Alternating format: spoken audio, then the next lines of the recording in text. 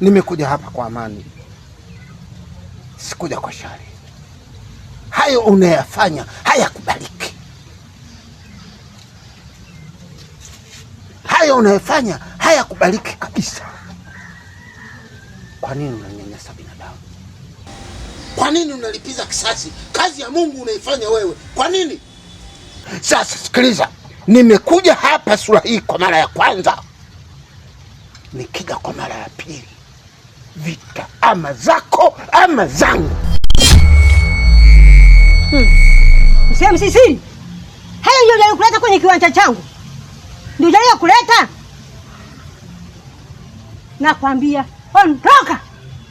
Ondoka kwenye kiwanja changu. Sawa, mimi naondoka.